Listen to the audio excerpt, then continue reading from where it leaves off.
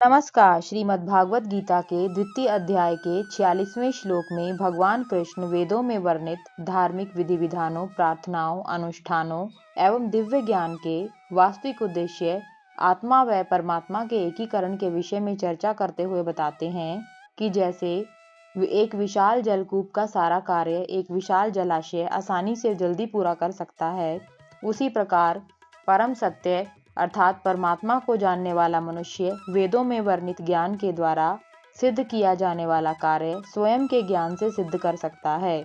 अर्थात जो व्यक्ति परम सत्य परमात्मा के रहस्य को जान लेता है, उसके लिए वैदिक मंत्रों का प्रयोजन अपने आप में पूर्ण हो जाता है।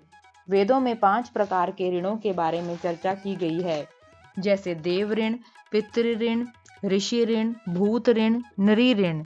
देव ऋण यज्ञ से चुकाया जाता है, पितृ ऋण श्राद्ध व तर्पण से चुकाया जाता है, ऋषि ऋण को विद्यादान से चुकाया जाता है, भूत ऋण शिवजी की पूजा से चुकाया जाता है, नरी ऋण वह ऋण है जो मनुष्य मानवता के प्रति सेवा के माध्यम से चुकाता है। लेकिन यदि मनुष्य अपने आप को परमात्मा में लगा लेता है तो वह सभी ऋणों से मुक्त हो जाता है। कबीर जी कहते हैं, सब आए इस एक में, डाल पात फल फूल, कबीरा पीछा क्या रहा, पकड़ लिया जब मूल। यदि जड़ को पकड़ लिया तो पेड़ पत्ते फल फूल सभी पर नियंत्रण हो सकता है। वैदिक ज्ञान का अंतिम लक्ष्य परमात्मा तक पहुंचना है, अथवा वैदिक ज्ञान परमात्मा से एकत्व करवाने का ही कार्य करता है। जिस व्यक्ति को सर्वोच्च उद्देश्य का ज्ञान हो गया, उसके लिए वैदिक ज्ञान का उद्देश्य पूरा हो जाता है। पद्म पुराण में एक श्लोक में कहा गया है, ओम अपवित्र पवित्रो वा सर्वावस्थाम गतोपि वा यह स्मरेत पुंडरीकाक्षम स बाह्यभ्यंतर शुचि।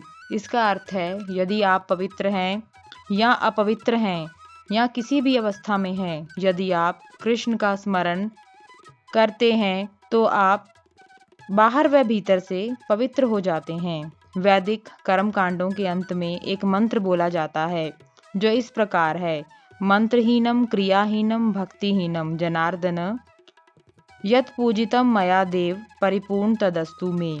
मुझे ना मंत्र आता है ना ही क्रिया, मैं भक्ति करना भी नहीं जानता, यथासंभव पूजा कर रहा हूँ। कृपा करके मेरी भूलों को क्षमा कर इस पूजा को पूर्णता प्रदान करें। अंततः पूजा परमात्मा को ही समर्पित की जाती है। इस प्रकार शास्त्रों के ज्ञान का सर्वोच्च उद्देश्य परमात्मा से अनन्य प्रेम करना है। अंततः भगवान कृष्ण कहते हैं कि हे अर्जुन, अभी तक मैंने तुम्हें लौकिक कर्तव्यों के बारे में बताया था, किंतु अब मैं तुम्हें एक अगले पड़ाव के बारे में बताता हूँ, जो कि तुम्हारा सर्वोत्तम लक्ष्य है, और वह है परमात्मा से एकीकरण, जिसके बाद तुम समस्त ऋणों से मुक्त होकर भगवत प्राप्ति का लक्ष्य प्राप्त कर लोगे। ओम नमो भगवते वासुदेवाय नमः। धन्यवाद।